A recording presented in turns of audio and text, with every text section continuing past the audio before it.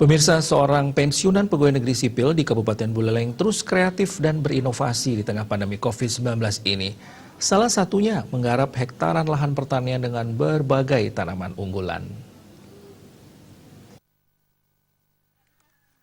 Pensiunan PNS tersebut adalah Gede Komang, mantan Kepala Dinas Kebudayaan Kabupaten Buleleng, terus berinovasi dengan menggarap hektaran lahan kosong yang diisi dengan berbagai tanaman unggulan seperti vanili, duren musangking, dan tanaman cabai unggulan. Hampir 6 bulan lebih pria asal Tejakolo ini memulai profesi baru sebagai petani.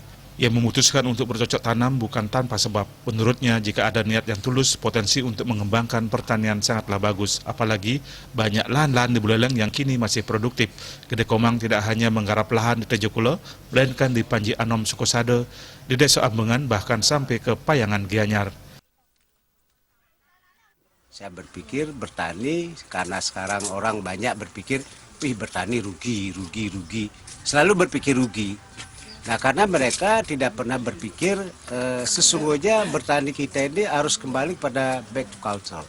Artinya kita kembali ke asal mula. Jadi pertanian ini tentu untuk bisa bagus, ya kita harus berangkat menggunakan organik semua. Ya memang di sini mencoba bikin tanaman kurang lebih 10.000 sampai 11.000 tanaman cabai dengan luas tanah kurang lebih 50 hari.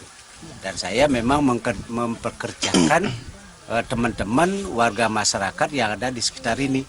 Nah, sehingga saya berpikir bagaimana memberdayakan masyarakat yang ada di sekitar saya sehingga mereka bisa punya, ya katakanlah ada biaya untuk menyambung hidup mereka.